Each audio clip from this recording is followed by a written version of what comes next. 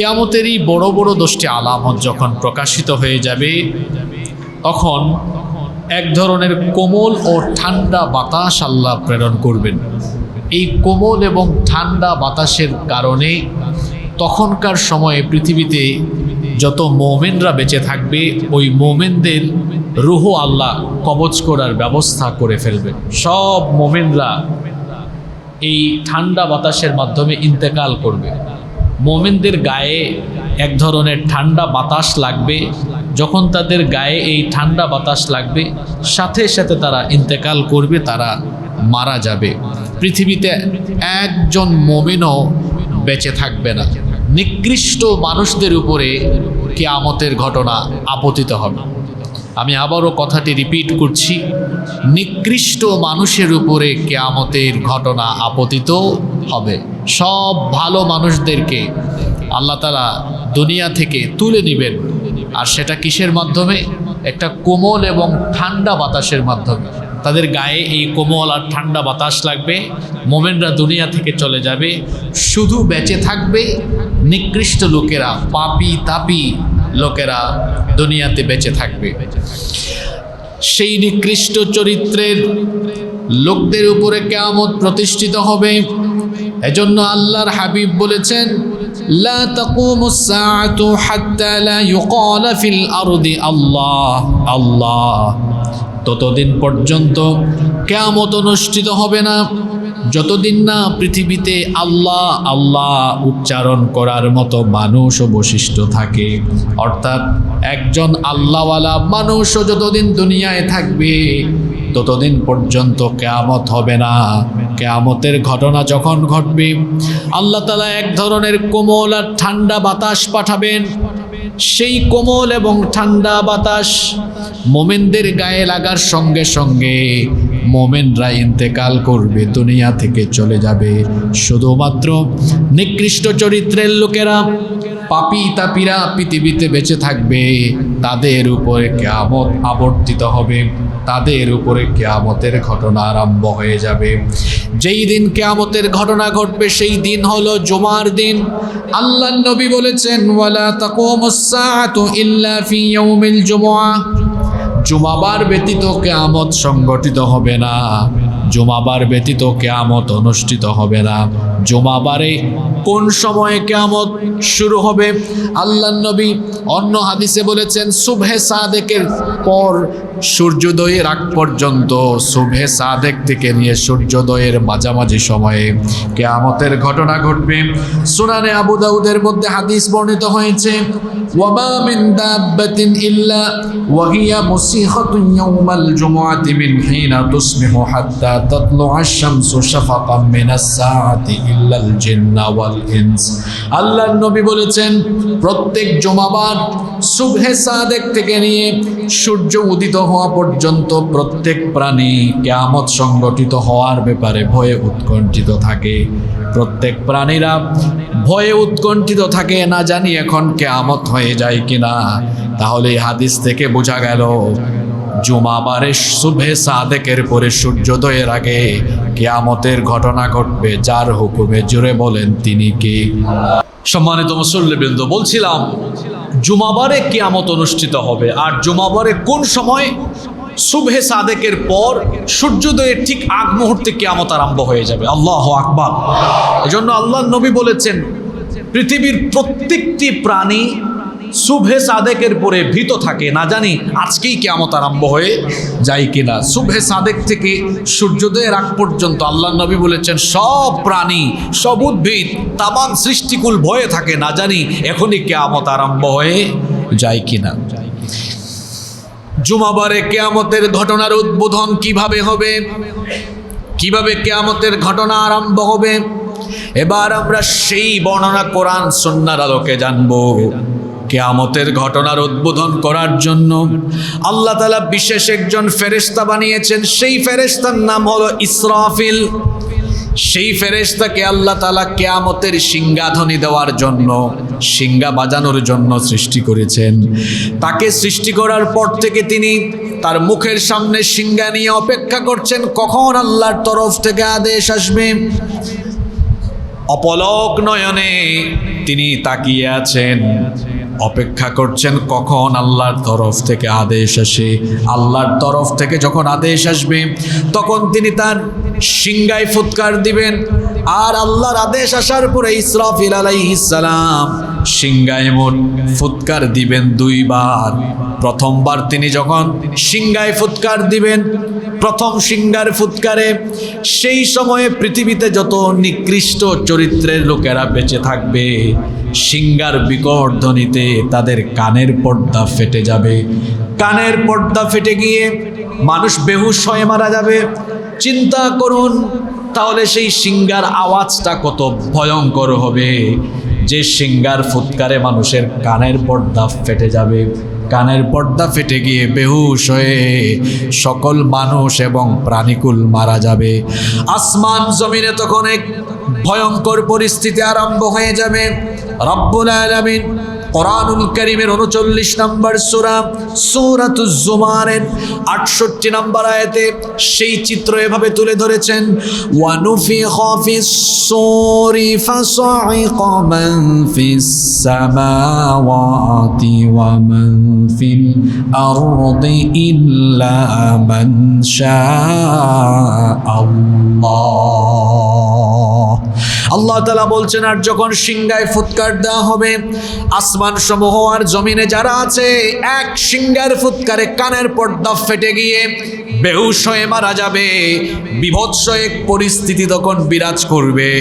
শুধু কানের পর্দা ফাটবে না, এত বিকট আওয়াজ হবে আসমান জমিন একসাথে কেঁপে উঠবে। আল্লাহু আকবার। এমন এক বিকট ধ্বনি, চিন্তা করেন শুধু বাংলাদেশ কাঁপবে না, আসমান সমূহ কাঁপবে, জমিন কাঁপবে। এমন এক ভয়ঙ্কর কম্পন আরম্ভ হবে। সজোরে কম্পনের ফলে গোটা পৃথিবী লন্ড ভন্ড হয়ে যাওয়ার উপক্রম হবে। আল্লাহ তাআলা কোরআনুল কারীমের 22 নম্বর সূরা সূরাতুল হাজ্জের প্রথম আয়াতে বলছেন, ইয়া আইয়ুহান নাসুত্তাকু রাব্বাকুম ইন্না জালজালাতাস সাআতি শাইউন আযীম। হে মানব জাতি, তোমরা তোমাদের সেই রবকে ভয় করো যেই রবের দেশে কিয়ামতের দিন একটি ভয়ঙ্কর কম্পন আরম্ভ হবে, যে কম্পনের ফলে সব কিছু ভেঙে চুরে তছনছ হয়ে যাবে। আসমানের অবস্থা কি হবে শোনেন। আল্লাহ তাআলা বলছেন, এই বিকট আওয়াজে আসমান ফেটে যাবে, দীর্ণ বিদীর্ণ হয়ে যাবে। 7 আসমান একটার উপরে আরেকটা পড়ে যেতে থাকবে।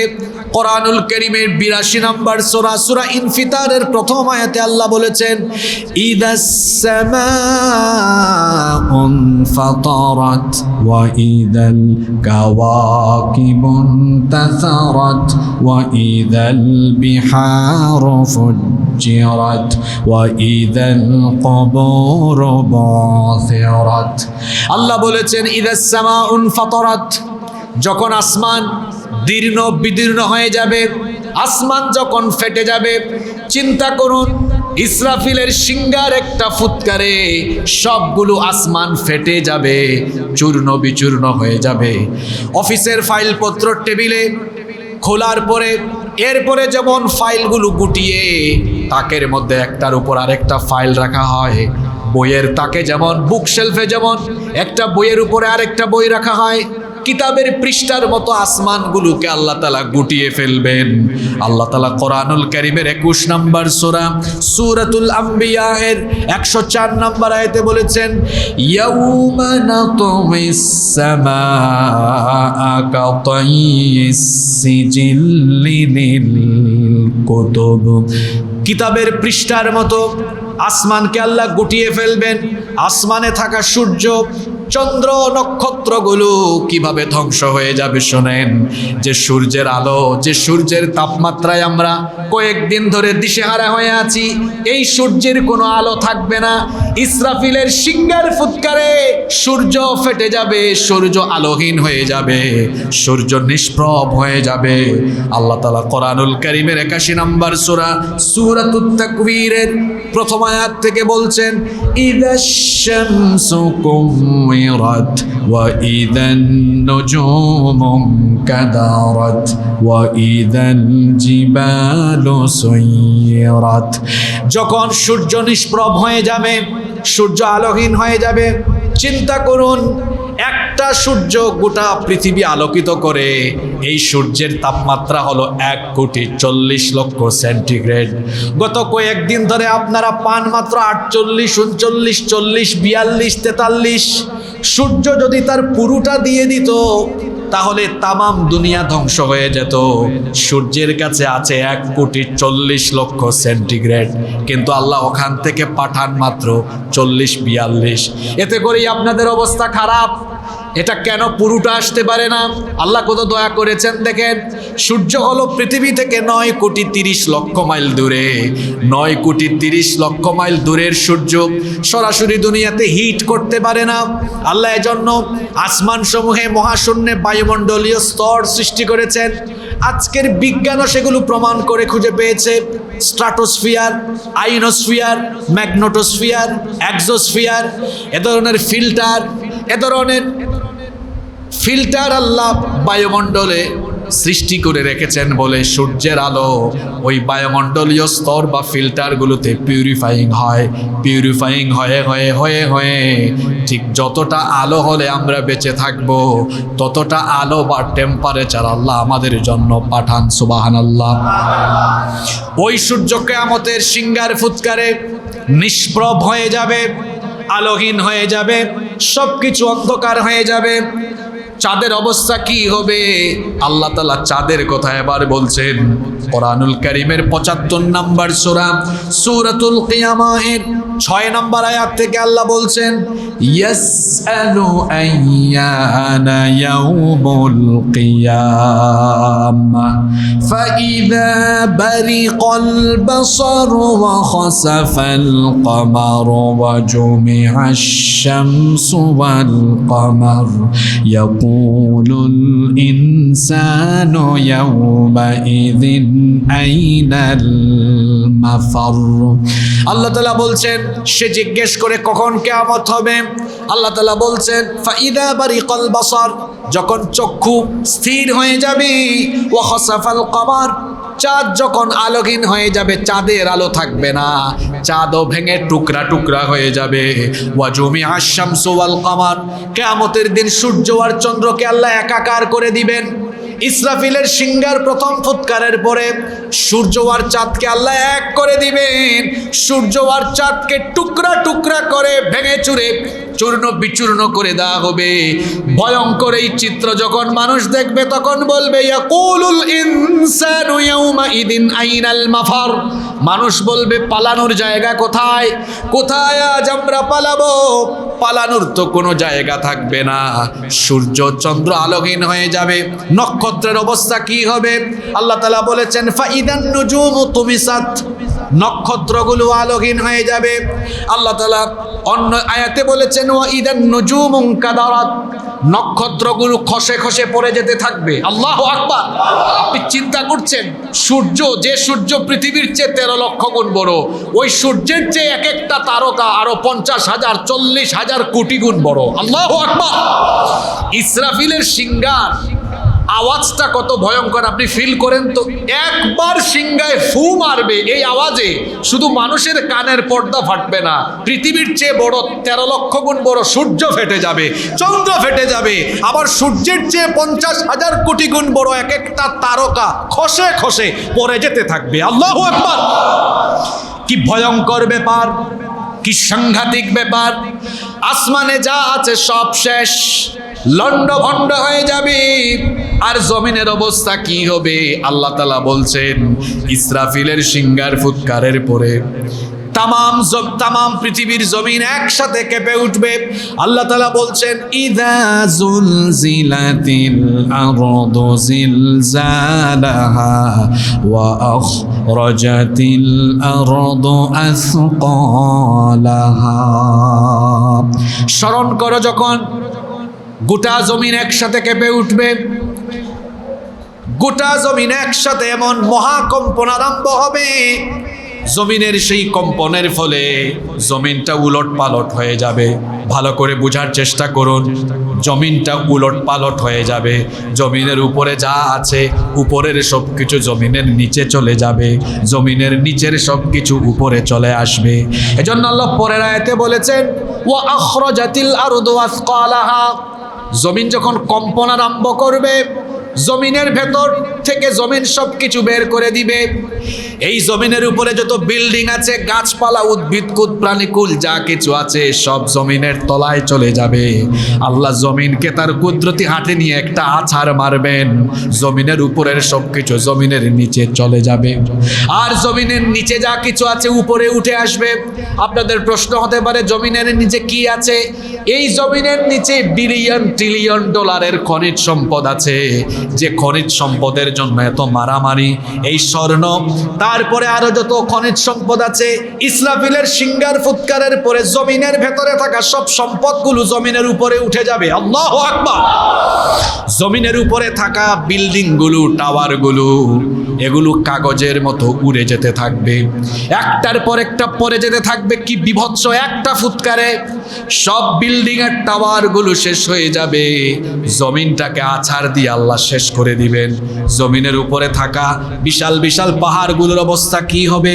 আল্লাহ তাআলা পাহাড়ের বর্ণনা দিচ্ছেন কোরআনুল কারীমের 69 নম্বর সূরা, সূরাতুল হাক্কায়ের 13 নম্বর আয়াত থেকে আল্লাহ বলছেন ফাইদা নুফিখা ফিস সূরি নাফখাতুন ওয়াহিদা ওয়া হুমিলাতিল আরদু ওয়াল জিবালু ফাদুক্কাতা দাক্কাতান ওয়াহিদা ফায়াউমাইযিন ওয়াকাআতিল ওয়াকিআ।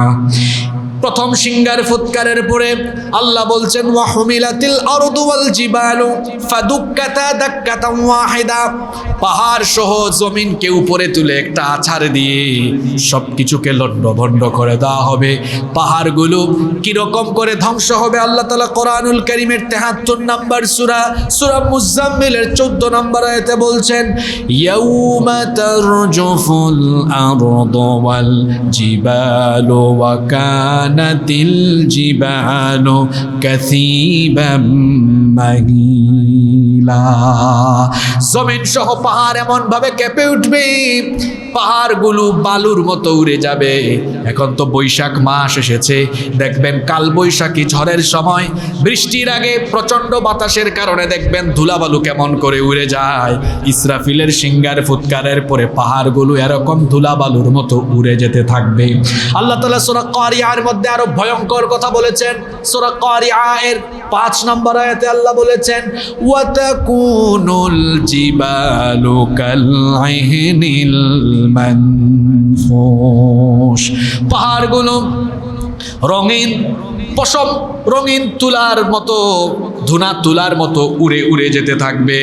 সাগরের অবস্থা কেমন হবে?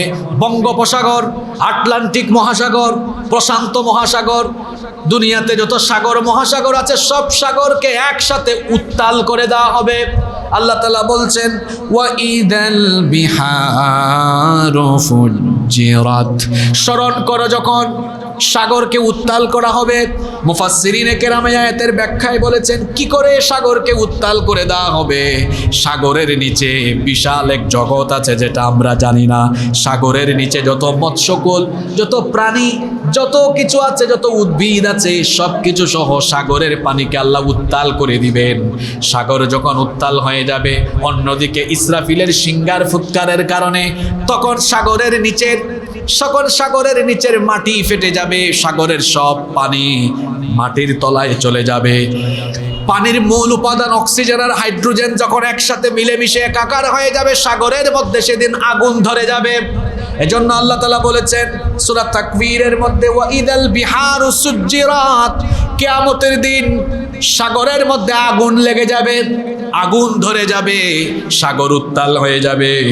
এই রকম করে জমিনের উপরে থাকা সবকিছু, বিল্ডিং, টাওয়ার, গাছপালা, উদ্ভিদকুল, প্রাণীকুল, সাগর, মহাসাগর, পর্বতরাজি সবকিছু ভেঙে চুরে লন্ড ভন্ড চূর্ণ বিচূর্ণ হয়ে যাবে। গোটা জমিনকে আল্লাহ তাআলা ধ্বংস করে তার মুষ্টির ভেতরে নিয়ে নেবেন। এজন্য আল্লাহ তাআলা কোরআনুল কারীমের 39 নম্বর সূরা সূরাতুজ জুমারের 67 নম্বর আয়াতে বলেছেন, ওয়াল আরদু জামিআন কবদাতুহু ইয়াউমাল কিয়ামাতি ওয়াস সামাওয়াতু মাতওয়িয়াতুন বিয়ামিনিহি সুবহানাহু ওয়া তাআলা আম্মা ইউশরিকুন। আল্লাহ তাআলা বলছেন, তামাম পৃথিবীকে কিয়ামতের দিন আমি আমার মুষ্টিবদ্ধ করে ফেলবো। কি ভয়ঙ্কর ব্যাপার চিন্তা করুন। আল্লাহ তার কুদরতি মুষ্টির ভেতরে তামাম পৃথিবীকে নিয়ে ফেলবেন। এবং আল্লাহ বলছেন, ওয়াস-সামাওয়াতু মাতওয়িয়াতুম বিয়ামিনিহি, আর আল্লাহর কুদরতি ডান হাতের মধ্যে গোটা আসমান সমূহকে আল্লাহ ভাঁজ করে নিয়ে ফেলবেন। আসমান জমিনকে আল্লাহ তাআলা তার মুষ্টির ভেতরে নিয়ে আছাড় দিয়ে লন্ড ভন্ড চূর্ণ বিচূর্ণ মেসাকার করে দিবেন। আল্লাহর জন্য এই কাজটা সহজ না কঠিন? সব কিছু শেষ, আসমান জমিন তামাম সৃষ্টিকুল শেষ, লন্ড ভন্ড হয়ে গেল, চূর্ণ বিচূর্ণ হয়ে গেল। কয়টা সিঙ্গার ফুৎকারে? একটা সিঙ্গার ফুৎকারে কিছুই নাই। আসমান নাই, মহাশূন্য নাই, জমিন নাই, সাগর নাই, পর্বত নাই, গাছপালা নাই, উদ্ভিদ নাই, মানুষ নাই, প্রাণী নাই, জীবজন্তু নাই, কিছুই নাই, সবকিছু ফাঁকা। আল্লাহ তাআলা তখন বলবেন, ইয়া দুনিয়া, হে দুনিয়া, আইনা জিবালুকি, তোর বুকের উপরে থাকা পাহাড়গুলো আজ কোথায়?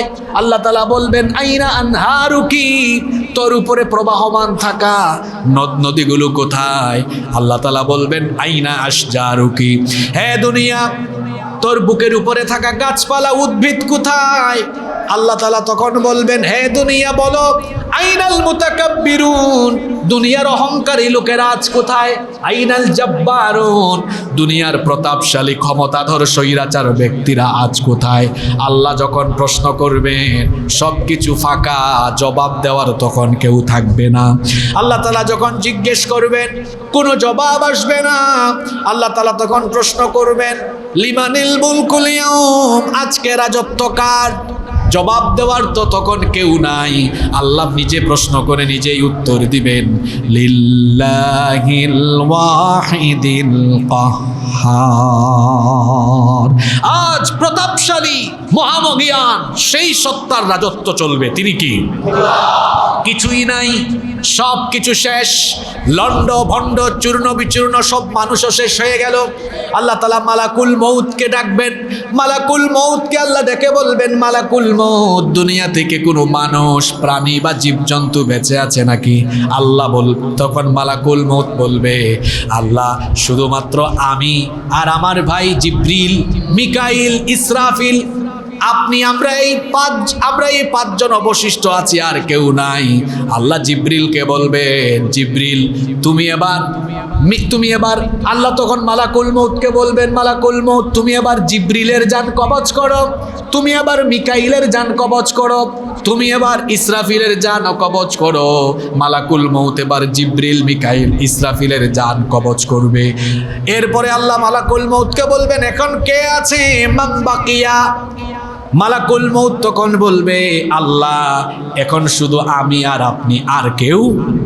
আল্লাহ তখন মালাকুল মউতকে বলবেন, মুত ইয়া মালাকাল মউত, মালাকুল মউত, তুইও এখন মরে যা, তুইও মৃত্যুবরণ কর। মালাকুল মউত তখন বলবে, আল্লাহ, আমি তো সবাইকে মারলাম, সবার রূহ কবজ করলাম, এখন আমার জান আমি আবার নিজে কেমনে কবজ করব? আল্লাহ বলবেন, তুই তোর জান নিজেই কবজ কর। মালাকুল মউত সেদিন বুঝবে রূহ কবজের কষ্ট যন্ত্রণাটা কেমন। মালাকুল মউত তখন বিরাট একটা চিৎকার দিয়ে ওই চিৎকারেই মারা যাবে। আল্লাহু আকবার। কেউ নাই, মালাকুল মউত নাই, জিবরিল নাই, মিকাইল নাই, ইসরাফিলও নাই, সব শেষ। বাকি আছেন কে? আল্লাহ তাআলা কোরআনে কারিমে বলছেন ইসরাফিলের সিংহার ফুৎকারের পরে সব কিছু ফান হয়ে যাবে। এজন্য আল্লাহ বলেছেন কুল্লু মান আলাইহা ফানি ওয়া ইয়াবকা ওয়াজহু রাব্বিকা যুল জালালি ওয়াল ইকরাম। সব কিছু ফান হয়ে যাবে, কিছুই থাকবে না, একজন থাকবেন, তিনি কে?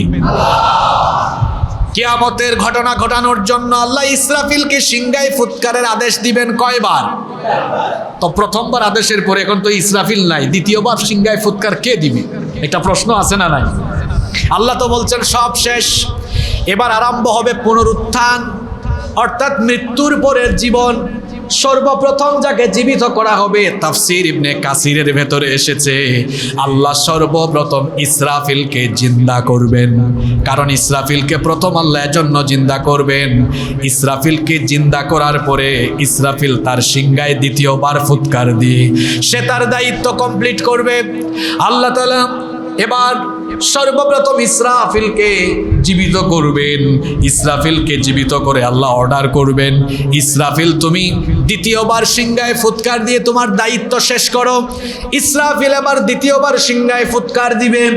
এবার কিয়ামতের দ্বিতীয় পর্যায়ে দ্বিতীয়বার সিংহার যখন ফুৎকার দেওয়া হবে, এবার সবগুলো কবর খুলে যেতে থাকবে। অনেক মানুষ মারা গিয়েছে, এদের লাশ আমরা কবর দিতে পারি নাই, আগুনে পুড়ে মারা গেছে, ছাই সাগরে ডুবে গেছে, লাশ আমরা পাই নাই। তাহলে তাদের অবস্থা কি হবে? এজন্য আল্লাহ কিয়ামতের দিনটাকে বলেছেন ইয়াউমুল হাসর, হাসরের দিন। হাসর আরবি শব্দ অর্থ হলো জমা করার দিন, একত্রিত করার দিন। সে কবরে থাকুক কিংবা পানিতে থাকুক অথবা যেখানেই থাকুক, সবাইকে আল্লাহ একত্রিত করবেন। ইসরাফিলের সিংহার ফুৎকারের পরে এক এক করে সবগুলো মানুষ এবার কবর থেকে উঠে হাসরের মাঠের দিকে দৌড়াতে থাকবে। এজন্য আল্লাহ তাআলা সূরা জুমারের 68 নম্বর আয়াতে বলছেন সুম্মা নুফিখা ফীহি উখরা ফাইদা হুম কিয়ামুন ইয়ানজুরুন। অতঃপর দ্বিতীয়বার যখন সিংহায় ফু দেওয়া হবে, মানুষগুলো তখন কিয়ামতের দৃশ্য কবর থেকে উঠে দেখবে। কবরগুলো খুলে দেওয়া হবে। সর্বপ্রথম কবর থেকেই যাকে উঠানো হবে, সর্বপ্রথম যার কবর খুলে দেওয়া হবে, ইসরাফিলের সিংহার ফুৎকারের পরে যার কবর প্রথম খুলে যাবে তিনি আর কেউ নন, তিনি আমাদের নবী, আমাদের প্রিয় নবী রাহমাতাল লিল আলামিন মুহাম্মাদুর রাসূলুল্লাহ সাল্লাল্লাহু আলাইহি ওয়াসাল্লাম। কত সম্মান আমাদের নবীর, কত মর্যাদা আমাদের নবীর। ইসরাফিলের সিংহার ফুৎকারের পরে প্রথমে আল্লাহ আমাদের নবীকে উঠাবেন, সুবহানাল্লাহ।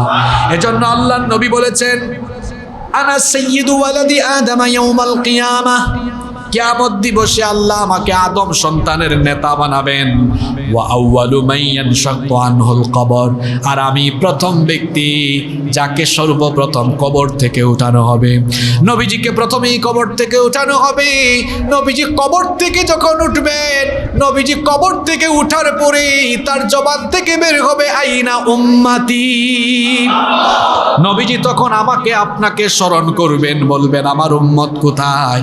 কবর খুলে যাওয়ার পরে নবীজি বলবেন হাসর কায়েম হয়ে গিয়েছে, আমার উম্মত কোথায়? উম্মতের চিন্তায় নবীজি পেরেশান হয়ে পড়বেন। এবার অন্যান্য নবীদের কবর খুলে যাবে, সকল মানুষের কবর খুলে যাবে, একটার পর একটা কবর খুলবে। সবগুলো মানুষ কবর থেকে এত দ্রুত গতিতে উঠবে, আল্লাহ তাআলা সেই ভয়ঙ্কর চিত্রের বর্ণনা কোরআনুল কারীমের 70 নম্বর সূরা সূরাতুল মাআরিজের 43 নম্বর আয়াতে তুলে ধরেছেন। আল্লাহ তাআলা বলছেন ইয়াউমা ইয়াখরুজুনা মিনাল আজদাথি সিরাআন কাআন্নাহুম ইলা নুসবিন ইউফিদুন।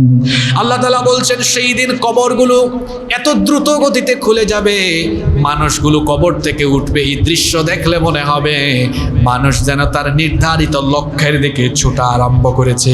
কবর থেকে মানুষ কোন অবস্থায় উঠবে, মানুষের অবস্থা কেমন হবে? আম্মা জান আয়েশা রাদিয়াল্লাহু আনহা থেকে হাদিস বর্ণিত হয়েছে, তিনি বলেছেন আমি আল্লাহর রাসূলকে বলতে শুনেছি, ইসরাফিলের সিংহার ফুৎকারের পরে যখন কবর থেকে মানুষ উঠবে, কোন পরিস্থিতিতে তখন উঠবে মানুষ শোনেন। আল্লাহ হাবিব বলেছেন, ইউহশারুন নাসু ইয়াউমাল কিয়ামাতি হুফাতান উরাতান গারলা। দামি দামি ব্র্যান্ডের কাপড় চোপড় পরে আপনি হাঁটা চলা করেন, কত দামি দামি পোশাক আপনি পরিধান করেন, কিন্তু কবর থেকে যখন উঠবেন কিভাবে উঠানো হবে? নবীজি বলেছেন, ইউহশারুন নাসু ইয়াউমাল কিয়ামাতি হুফাতান উরাতান গারলা। মানুষগুলো সেদিন উলঙ্গ অবস্থায়, নগ্ন পদে, খাতনাবিহীন অবস্থায় কবর থেকে উঠবে। আম্মা জান আয়েশা রাদিয়াল্লাহু আনহা যখন এই ভয়ঙ্কর কথা নবীজির জবান থেকে শুনলেন, নবীজিকে তিনি তখন প্রশ্ন করলেন, ইয়া রাসূলুল্লাহ, আমরা বলি সাল্লাল্লাহু আলাইহি ওয়াসাল্লাম, আন-নিসাউ ওয়ার-রিজালু জামিআন ইয়ানযুরু বা'দুহুম ইলা বা'দ। মানুষের গায়ে যদি কাপড় চোপড় না থাকে তো নারী পুরুষ তো একজন আর একজনের দিকে তাকাবে। মানুষের লজ্জাস্থান যদি খোলা থাকে, উলঙ্গ থাকে, তো মানুষ তো একজন আর একজনের দিকে তাকাতে পারে। নবী গো, আমার কি সেদিন শরম লাগবে না? আমার কি সেদিন লজ্জা লাগবে না? আল্লাহর নবী তখন বললেন, আয়েশা গো শোনো, সেদিনকার পরিস্থিতি এত ভয়াবহ হবে, এত ভয়াল দৃশ্য সেদিন দেখা যাবে। আল আমরু আশাদ্দু মিন আন ইয়ানযুরা বা'দুহুম ইলা বা'দ। মানুষগুলো নফসি নফসি করে করে নিজেকে বাঁচানোর জন্য, নিজের হিসাবের জন্য এত ভয়ে থাকবে, এত ভীত অবস্থায় থাকবে। মানুষ যে কিয়ামতের দিন বিচার দিবসের ভয়াবহতার কথা স্মরণ করে মানুষ যে নিচের দিকে চক্ষুটা দিবে, উপরের দিকে তাকানোর ফুরসত মানুষ পাবে না। আল্লাহু আকবার। ভয়ঙ্কর পরিস্থিতি আরম্ভ হবে। মানুষ শুধু নিজেকে নিয়ে সেদিন ব্যস্ত থাকবে। কিসের বাপ আর কিসের মা, কিসের স্ত্রী সন্তান ভাই বোন। অবস্থা এত ভয়াবহ হবে যে বিবিকে এত ভালোবাসেন, সেই স্ত্রীকে সামনে দেখলো আপনি চিনবেন না। যে সন্তানের জন্য আপনি এত ত্যাগ স্বীকার করেন, এই সন্তান থেকে আপনি পালিয়ে যাবেন। মা বাবা তার দুধের সন্তানকে এত ভালোবাসে, মা বাপ তার সন্তানের কাছ থেকে পালাবে। সন্তান তার পিতামাতা থেকে পালাবে, স্বামী স্ত্রী থেকে পালাবে। এমন এক ভয়ঙ্কর পরিস্থিতি বিরাজ করবে। কোরআনুল কারীমের ৮০ নম্বর সূরা আবাসা এর ৩৪ নম্বর আয়াত থেকে আল্লাহ বলছেন, ইয়াউমা ইয়াফিরুল মারউ মিন আখিহি ওয়া উম্মিহি ওয়া আবিহি ওয়া সাহিবাতিহি ওয়া বানিহি লিকুল্লি ইমরিইম মিনহুম ইয়াউমা ইযিন শাআনুন ইউগনি। আল্লাহ তাআলা বলেছেন, ইয়াউমা ইয়াফিরুল মারউ মিন আখিহি ওয়া উম্মিহি ওয়া আবিহি ওয়া সাহিবাতিহি ওয়া বানিহি। সেই দিন মানুষ তার ভাই, তার মা বাবা, স্ত্রী, সন্তান, সন্ততি সবাইকে রেখে পালাবে। লিকুল্লি ইমরিইম মিনহুম ইয়াউমা ইযিন শাআনুন ইউগনি। শুধু নিজেকে কিভাবে বাঁচানো যায় সেই চিন্তায় মানুষ পেরেশান থাকবে। হাসরের ময়দানে কবর থেকে যখন মানুষ উঠবে, পৃথিবীর প্রথম মানুষ থেকে শেষ মানুষ পর্যন্ত সবাই সেদিন একত্রিত হবে, কেউ বাদ যাবে না। এজন্য আল্লাহ তাআলা কোরআনুল কারীমের ৫৬ নম্বর সূরাতুল ওয়াকিয়া এর ৪৯ নম্বর আয়াত থেকে বলছেন, কুল ইন্নাল আউয়ালিনা ওয়াল আখিরিনা লামাজমুউনা ইলা মিকাতি ইয়াউমিম মা'লুম। আপনি বলুন, প্রথম থেকে শেষ, পূর্ববর্তী পরবর্তী সকলকে কিয়ামতের নির্ধারিত দিনে একত্রিত করা হবে, কেউ বাদ যাবে না। আল্লাহ তাআলা কোরআনুল কারীমের ১৮ নম্বর সূরাতুল কাহাফের ৪৭ নম্বর আয়াতে বলছেন, ওয়া হাশারনাহুম ফালাম নুগাদির মিনহুম আহাদা। সকলকে একত্রিত করা হবে, একজনও বাদ যাবে না। সবাই কবর থেকে উঠে হাসরের মাঠে গিয়ে জড়ো হবে। হাসরের দিন হবে ভয়ঙ্কর দিন। সেই দিনটা কত লম্বা হবে শোনেন। এখন তো দিন 12 ঘন্টা 13 ঘন্টা, রাত 11 ঘন্টা 12 ঘন্টা এরকম, কিন্তু যেদিন আমরা ইসরাফিলের দ্বিতীয় সিংহার ফুৎকারের পরে হাসরের মাঠে উঠব, একটা দিন কত লম্বা হবে শোনেন। আল্লাহ নবী বলেছেন, কানা মিকদারুহু 50 আলফা সানা, বিচার দিবস হবে 50,000 বছর লম্বা। আল্লাহু আকবার। 50,000 বছর মানুষ হাসরের ময়দানে অবস্থান করবে। 50,000 বছর মানুষ হাসরের মাঠে দাঁড়িয়ে থাকবে, পাগল হয়ে যাবে, দিশেহারা হয়ে যাবে, হয়রান হয়ে যাবে, বিভৎস অবস্থা। বড় বড় পয়গাম্বর আমাদের নবী বাদে সকল নবীরা নাফসি নাফসি জিকির আরম্ভ করবেন। প্রত্যেকেই নিজেকে কিভাবে বাঁচানো যায় সেই চিন্তায় পেরেশান থাকবেন।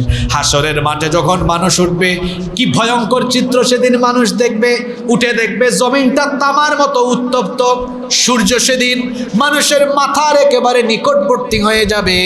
সূর্যের প্রচণ্ড তাপে গুনাহগারদের মাথার চান্দি সেদিন ফেটে যাবে।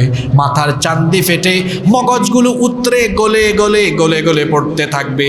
এই বিভৎস অবস্থা পৃথিবীর কোনো মানুষ তার জবানের ভাষা দিয়ে মানুষকে বোঝানো সম্ভব নয়।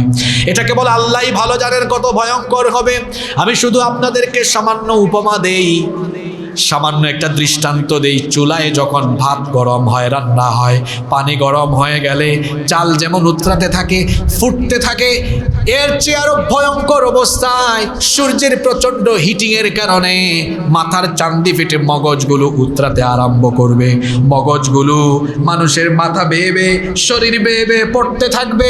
পিপাসার্ত হয়ে গিয়ে মানুষের জিহ্বাটা মুখের ভেতরে থাকবে না, জিহ্বাটা মুখের ভেতর থেকে বের হয়ে আসবে, নাভি পর্যন্ত ঝুলে থাকবে।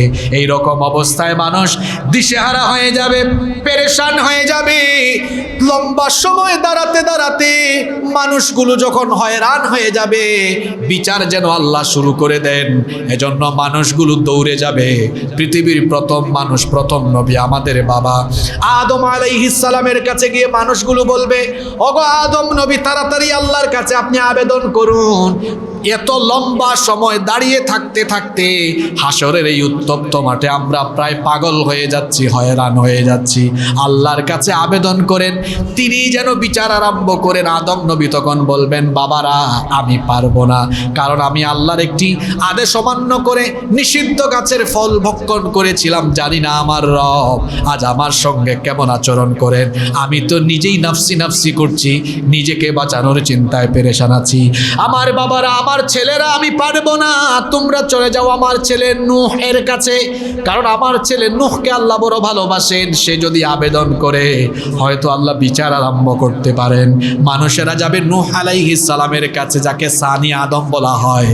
নূহ আলাইহিস সালাম তখন বলবেন, আমিও পারবো না, কারণ আমি আমার উম্মতের জন্য বদদুয়া করেছিলাম। জানি না আমার রব আজ আমার সাথে কেমন আচরণ করেন। আমি পারবো না, আমিও নাফসি নাফসি জিকির করছি, তোমরা চলে যাও মুসলিম মিল্লাতের জাতির পিতা আল্লাহর খলিল সাইয়েদনা ইব্রাহিম আলাইহিস সালামের কাছে। মানুষেরা ইব্রাহিম আলাইহিস সালামের মতো উলুল আজম এত বড় মাপের পয়গাম্বরের কাছে যখন যাবে, গিয়ে দেখবে ইব্রাহিম নবীর মতো এত বড় মাপের পয়গাম্বর, তিনিও তার উম্মত ভুলে গিয়ে নাফসি নাফসি জিকির করছেন। ইব্রাহিম নবী বলবেন, বাবারা আমিও পারবো না, চলে যাও মুসা নবীর কাছে। মুসা নবীর মতো জলিল কদর পয়গাম্বরের কাছে গিয়ে মানুষ দেখবেন সেই নবীও সেদিন নাফসি নাফসি জিকির করছেন। মানুষেরা বলবে, ওগো আল্লাহর পয়গাম্বর মুসা, দুনিয়াতে থাকা অবস্থায় আপনি যখনই আল্লাহর সাথে কথা বলতে চেয়েছেন, আল্লাহ আপনার সাথে কথা বলেছেন। আজ আপনি আল্লাহর সাথে কথা বলুন, আল্লাহকে আবেদন করুন, তিনি যেন বিচারটা আরম্ভ করে দেন। মুসা নবী তখন বলবেন, আমার থাপ্পড় খায়া ফেরাউনের বংশের একজন দুনিয়া থেকে বিদায় হয়েছে, জানি না এই কারণে আজ আল্লাহ আমাকে ক্ষমা করেন কিনা, আমার সাথে আল্লাহ কিরূপ আচরণ করেন, আমি এই চিন্তায় আছি, আমি পারবো না। চলে যাও ঈসা রূহুল্লাহর কাছে। লোকেরা ঈসা ইবনে মারইয়ামের কাছে যখন আসবে, সাইয়্যিদিনা ঈসা আলাইহিস সালাম বলবেন আমিও পারবো না, কারণ খ্রিস্টানরা আমাকে আল্লাহর ছেলে বানিয়েছে।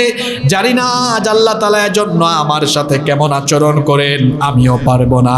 এত জায়গায় ঘোরাঘুরি করো না, যেখানে গেলে কাজ হবে সেখানে যাও। ঈসা নবী বলবেন চলে যাও আখেরি নবী, নবীদের নবী, নবীদের নবী, রাহমাতাল লিল আলামিন, যাকে আল্লাহ সবচেয়ে বেশি ভালোবাসেন, যাকে আল্লাহ সবচেয়ে বেশি মর্যাদা দিয়েছেন, চলে যাও আখেরি নবী মুহাম্মাদুর রাসূলুল্লাহ সাল্লাল্লাহু আলাইহি ওয়াসাল্লামের কাছে। লোকেরা আল্লাহর নবীর কাছে যাবে, আল্লাহর নবীকে খোঁজাখুঁজি আরম্ভ করবে। আল্লাহর নবীকে খুঁজতে খুঁজতে খুঁজতে খুঁজতে লোকেরা দেখবে আল্লাহর নবী আল্লাহ তাআলার আরশে আজিমের কাছে সাজদায় পড়ে উম্মতের জন্য সেখানে তিনি চোখের পানি ফেলছেন। সুবহানাল্লাহ। কি জাতের নবী, যেখানে আদম থেকে নিয়ে ঈসা আলাইহিমুস সালাম সব পয়গম্বর নিজের চিন্তায় পেরেশান, সেখানে আমার নবী কবর থেকে উঠে আল্লাহর আরশে আজিমের কাছে সাজদায় পড়ে তার চোখের পানি ছেড়ে দিয়ে তিনি সেখানেও বলবেন আল্লাহ আজ হাসরের মাঠে আমার উম্মতের অবস্থা কি হবে। আইনা উম্মতি, আইনা উম্মতি, আল্লাহ আমার উম্মত কোথায়, আমার উম্মত কোথায়, আমাকে আমার উম্মত দেখাও, আমার উম্মতকে বাঁচানোর ব্যবস্থা করো। লোকেরা নবীজির কাছে যাবে, গিয়ে বলবে ওগো আল্লাহর নবী আপনি আল্লাহর কাছে আবেদন করুন, আমরা আর সহ্য করতে পারছি না, সূর্যের তাপে আমাদের অবস্থা খারাপ, পিপাসার্ত হয়েছি আমরা, আপনি আল্লাহর কাছে আবেদন করুন তিনি যেন বিচার আরম্ভ করেন। আল্লাহর নবী তখন সাজদায় পড়ে গিয়ে আল্লাহর কাছে আবেদন করবেন, আল্লাহর রহমতের দরিয়ায় জোশ মারবেন। আল্লাহ তখন বলবেন ও আমার হাবিব আপনার চোখের পানি আমার সহ্য হয় না, সাল আপনি ইরফা রাসাহু, ইরফা আপনার মাথা উঠান, আপনার মাথা উঠান, সাল আমার কাছে চান, কি চাইবেন তো যা চাইবেন আমি দিব। আর আপনি সাজদায় পড়ে গিয়ে উম্মত উম্মত বলে পেরেশান হয়ে আছেন। নবী আপনার উম্মতের জন্য আপনার কোনো টেনশন নাই, আপনার যে উম্মতের অন্তরে সরিষার দানা পরিমাণও ঈমান আছে, যারা আপনাকে ভালোবেসেছে অনুসরণ করেছে, আপনাকে আমি সুযোগ দিলাম তাদের জন্য সুপারিশ করে, আমার কাছে সুপারিশ করে তাদেরকে নিয়ে জান্নাতে চলে যান। আল্লাহর নবীর সুপারিশে বিচারের কাজ আরম্ভ হবে, বিচার আরম্ভ হবে। হাসরের ময়দানে আল্লাহ বিচার আরম্ভ করবেন।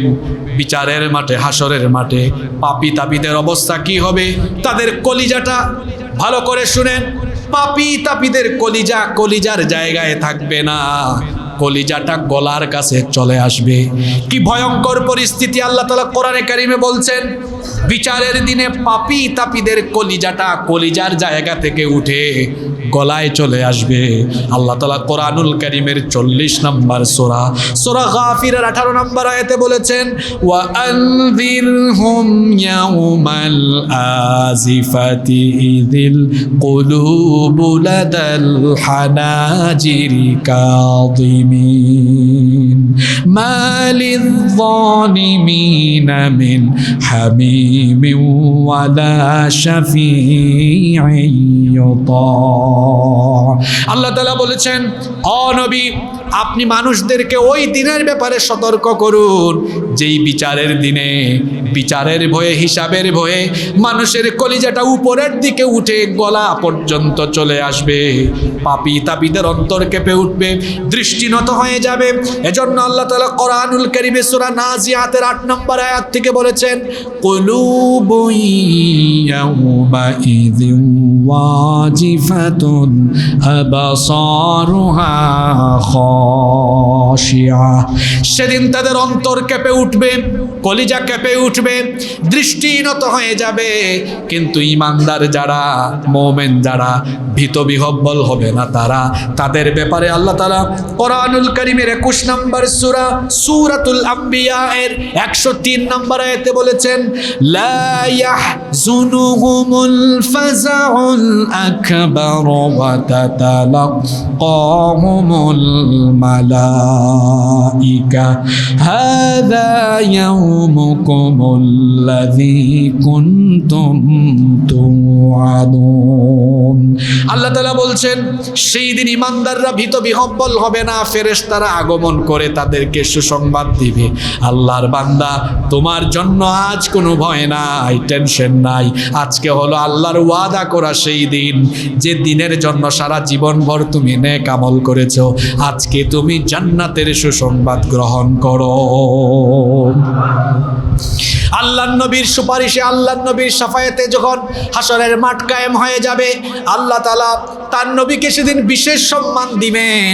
আল্লাহ তাআলা তার নবীকে বলবেন, নবী গো, আপনি আপনার উম্মতের চিন্তায় পেরেশান, আপনার উম্মতের জন্য চোখের পানি ছাড়ছেন, আপনার উম্মতের চিন্তায় আপনি পেরেশান। আপনার উম্মত হাসরের ময়দানে এত লম্বা সময় ধরে সূর্যের ক্ষিপ্রতায় তীব্রতায় পিপাসার্ত হয়ে আছে, আপনার উম্মতের পিপাসা যেন নিবারণ হয়ে যায়। ও নবী, আজ আমি এখন আপনাকে হাউজে কাউসার দান করব। সুবহানাল্লাহ। সর্বপ্রথম আমাদের নবীকে আল্লাহ হাউজ দান করবেন। হাউজের প্রশস্ততা কেমন হবে? আল্লাহর নবী বলেছেন হাউদি মাসিরাতু শাহরিন। আল্লাহর নবী বলেছেন আমার হাউজের প্রশস্ততা হবে 1 মাসের দূরত্বের সমান।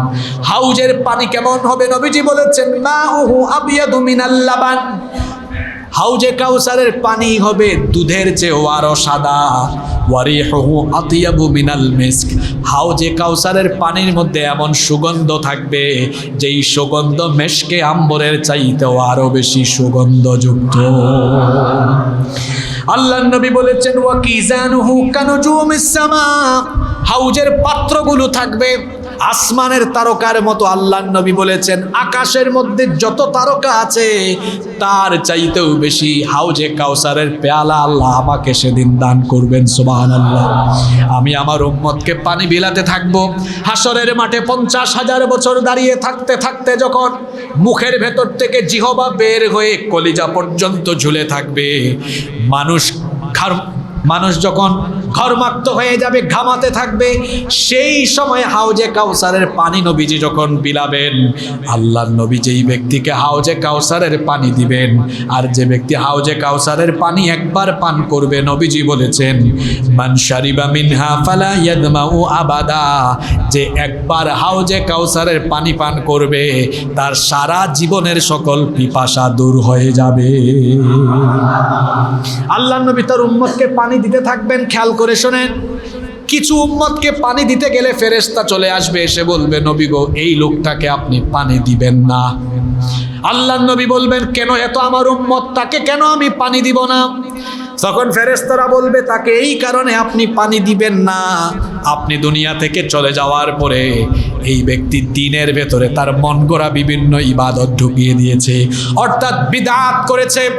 বিদআত বড় ভয়ঙ্কর জিনিস। আপনার কাছে মনে হয় আমি তো ভালো কাজ করছি, নবীজি যেটা করেন নাই, সাহাবীরা যেটা করেন নাই, ভালো মনে করে ওইটাও যদি করেন ওইটা হবে বিদআত। আল্লাহর নবীকে ফেরেশতারা বলবেন এই লোকটা বিদআত করত। এই কথা শুনে নবীজি হাউজে কাউসারের পেয়ালা গুটিয়ে ফেলবেন, ওই লোকটাকে পানি দিবেন না। নবীজি তখন বলবেন সুহকান সুহকান লিমান গায়্যারা মিন বাদি। আমার চোখের সামনে থেকে দূর হও, যে ব্যক্তি আমার দিনের ভেতরে আমার পরে নতুন বিষয় ঢুকিয়ে দিয়েছে। আজকে হাউজে কাউসারের পানি তার নসিবে নাই, এমনকি তার সাথে আজকে আমার কোনো সম্পর্ক নাই। কি ভয়ঙ্কর ব্যাপার! এজন্য এই বিদআতের ব্যাপারে আমাদেরকে সতর্ক থাকতে হবে। আল্লাহ আমাদেরকে বুঝার তৌফিক দেন। এবার মিজান কায়েম হবে। মিজান, দাড়ি পাল্লা কায়েম হবে। আল্লাহর বিচারের সিস্টেম বড় সুন্দর। মিজানের মাধ্যমে আল্লাহ বিচার করবেন। মিজান কায়েম করা হবে, দাড়ি পাল্লার মাধ্যমে মানুষের আমলগুলো পরিমাপ করে আল্লাহ হিসাব আরম্ভ করবেন। বিচারের মাঠে বিচার এবার শুরু। বিচার হবে মিজানের ভিত্তিতে। ন্যায় বিচারের মানদণ্ড আল্লাহ স্থাপন করবেন। কোরআনুল কারীমের 21 নম্বর সূরা সূরাতুল আম্বিয়া এর 47 নম্বর আয়াতে আল্লাহ তাআলা বলছেন ওয়া তাদাউল মাওয়াজিনাল কিসত লিয়াউমিল কিয়ামাহ ফালা তুয তুযলামু নাফসুন শাইআ। আর কিয়ামতের ময়দানে আল্লাহ তাআলা ন্যায় বিচারের মানদণ্ড অর্থাৎ মিজান স্থাপন করবেন। মিজান স্থাপন করে আল্লাহ তাআলা বিচার আরম্ভ করবেন। সেদিন কারো উপরে জুলুম করা হবে না। মিজানের পাল্লায় কিভাবে সবকিছুকে হাজির করা হবে আল্লাহ তাআলা পরের আয়াতে বলছেন, পরের অংশে বলছেন, ওয়া ইন কানা মিসকালা হাববাতিন মিন খারদালিন আতাইনা বিহা ওয়া কাফা বিনা হাসিবিন। আল্লাহ তাআলা বলছেন সরিষা পরিমাণ কোনো আমল থাকলে সেটাও ওই মিজানের পাল্লায় নিয়ে হাজির করা হবে। মিজানের ভিত্তিতে আল্লাহ বিচার করবেন। কোরআনুল কারীমের 23 নম্বর সূরা সূরাতুল মুমিনুনের 102 এবং 103 নম্বর আয়াতে আল্লাহ বলছেন, ফামান ফাকুলাত মাওয়াজিনুহু ফাউলাইকা হুমুল মুফলিহুন ওয়া মান খাফফাত মাওয়াজিনুহু ফাউলাইকা আল্লাযীনা খাসিরু আনফুসাহুম ফি জাহান্নামা খালিদুন। আল্লাহ তাআলা বলছেন, অতএব যেই ব্যক্তির আমল মিজানের পাল্লায় বেশি হবে, মিজানের পাল্লায় যার নেক আমল বেশি হবে, সেই ব্যক্তি সফল হয়ে যাবে। আর মিজানের পাল্লায় যার আমল হালকা হবে, আমল যার কম হবে, সেই ব্যক্তি এমন ক্ষতিগ্রস্ত হবে তাকে আল্লাহ তাআলা জাহান্নামের মধ্যে চিরস্থায়ী ঢুকায়া দিবেন। মিজানের ভিত্তিতে এইরকম করে আল্লাহ বিচার করবেন। আল্লাহ তাআলা ফয়সালা করবেন বিচারের মাঠে। আল্লাহ তাআলা বিচার ফয়সালার পরে মানুষকে আল্লাহ দুই ভাগে ভাগ করে দিবেন। এক ভাগ লোক আল্লাহ তাআলা বলছেন দুই ভাগে ভাগ করে দিয়ে ফারিকুন ফিল জান্নাতি ওয়া ফারিকুন ফিস সাঈর। একদল হবে জান্নাতি আর একদল হবে জাহান্নামে। একদল যাবে জান্নাতে আর একদল যাবে জাহান্নামে। বিচারের মাঠে আল্লাহ বিচার করে মানুষকে দুই ভাগ সেদিন করে দিবেন। সেদিন আর ভাগ নাই, দলাদলি নাই। একদল জান্নাতি আর একদল জাহান্নামী। জান্নাত আর জাহান্নাম নিয়ে আমি ইতিপূর্বে বিস্তারিত আলোচনা এই মসজিদে করেছি। সে আলোচনা আমাদের ইউটিউব চ্যানেলে আছে বিধায় আমরা এই আলোচনা আজকে এখানেই সমাপ্ত করব।